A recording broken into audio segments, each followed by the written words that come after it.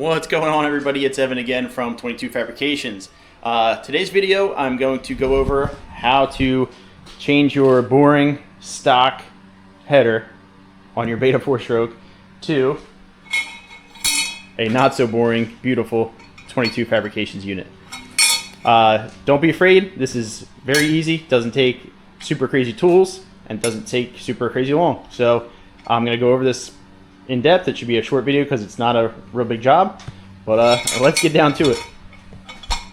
Okay, the first thing to note is that your 22 Fabrications header will fit with a factory muffler or every known, at this point, aftermarket muffler. This is my personal bike and it's currently running an FMF Q4 muffler. So, you know, this should be similar to most of your setups. I do recommend running an aftermarket muffler, or you can modify your factory one, but I still like the aftermarket ones probably slightly better. But really the only tools you're going to need are a 1/4 inch ratchet, I would recommend. You can use a swivel guide if that helps you. I also recommend a locking extension if you have one. If you don't, it's not a huge deal, but this is the real thing. A good quality swivel 10mm socket. That's really going to help you. They make things pretty tight up here, so that's going to be a lifesaver. It makes things really easy. But that's pretty much it.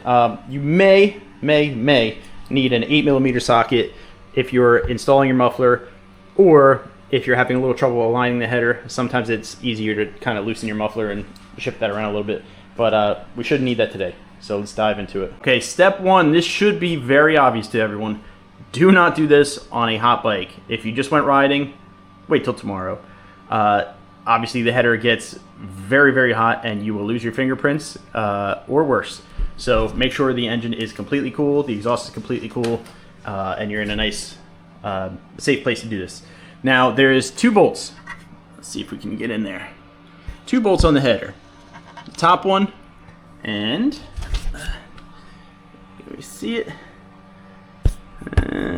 There's the bottom one. All right.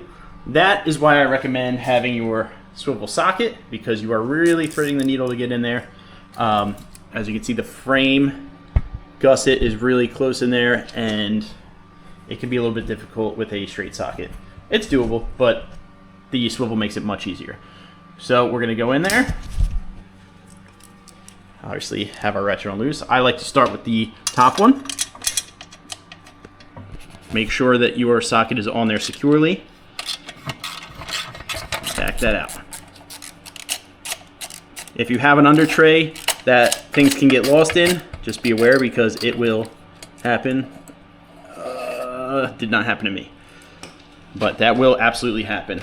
Now this bottom one can be a little trickier. Again, the swivel really helps. Get in there.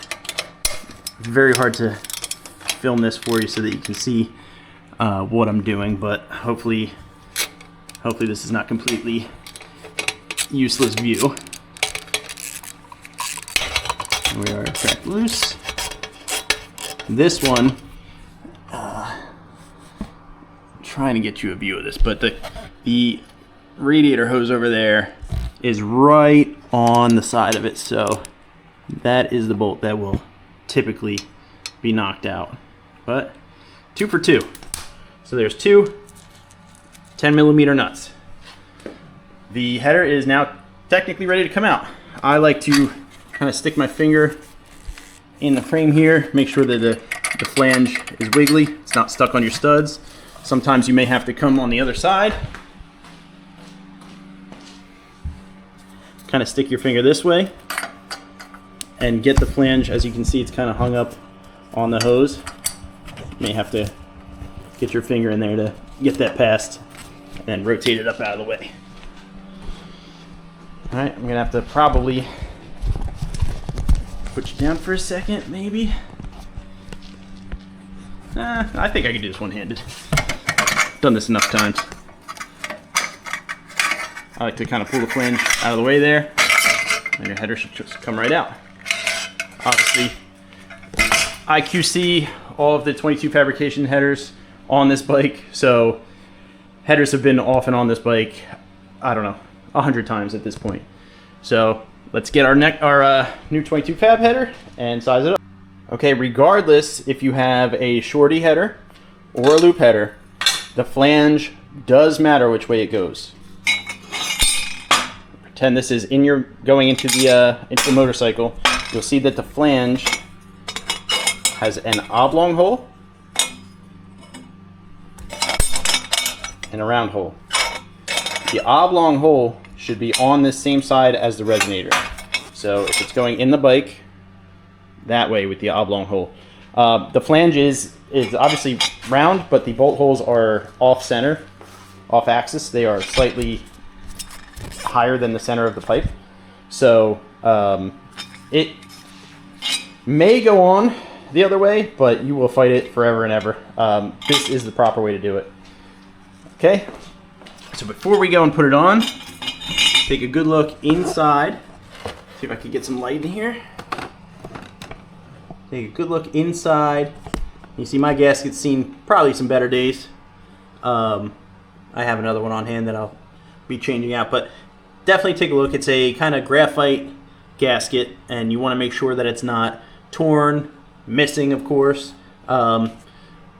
anything obvious. They are definitely reusable to a point, but like I said, if you see something obvious, replace it. It's a cheap gasket, and you do not want to have a leak there. That will cause issues. Okay, so we're basically going to go in reverse order of taking off your factory header. Again, make sure your flange is in the correct orientation, but it does not have to go up there immediately. It's kind of a little bit of a balancing, dancing act here.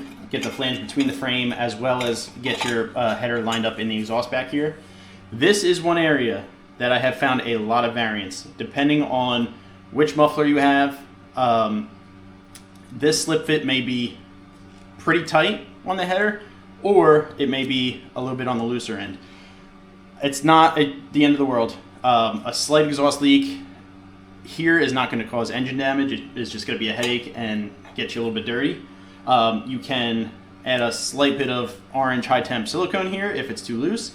If it's too tight, I recommend taking some Scotch-Brite or some kind of sanding wheel inside of your muffler, clean out the carbon, and you should be good to go. But we're going to get that lined up inside your muffler section. And at the same time, you need to get the flange lined up inside the head. At that point, you're going to take the 2-bolt flange. I need my hands for that, unfortunately. Kind of have to have 2 hands for this. That bottom lower bolt likes to hang up on the coolant hose down here, and sometimes will fight you a little bit. But there it is. So we are seated. Flange is on. 2-bolt flange is on. So now we are going to run our 2 10mm nuts back on there. Okay, I do apologize. I needed both hands to get that going, but you're going to feed both nuts up in there. Hey, that's what she said. And we are going to slowly tighten, making sure that the header is not obstructed, the flange is not obstructed. Alternate back and forth, the upper and lower. And yeah, just make sure everything goes in there nice and evenly. You should take a good look at, you can see my finger in there, take a good look at the flange going into the head. It should be even all the way around. You can look at the other side. Same thing. It should be pretty flat and even all around. And as long as you have that and you are in your tail section, you should be good to go. So let's step back and take a look at how much better that looks. And not just looks, if you haven't yet, go check out www.22fabrications.com. You can see dyno numbers, testimonials, check out our Facebook, our Instagram. These things work. They are not just a showpiece. They make this bike, any of your 4-stroke betas, they just completely transform them. Great mid-range top range, again, depends. I have the loop header as well. If you really like the snap right off idle, the low end power, that loop is a freight train. The shorty really takes over from the mid to the top end. I think I'm going to do a couple videos of riding to show you guys maybe the difference in that, but I think that's beautiful. We did good. Like I said, don't be afraid. It's pretty easy. It's 2 bolts essentially, and we're done. We're ready to rip. So let me know if you like this video, if it was helpful, anything else you want to know, and I'll catch you on the next one.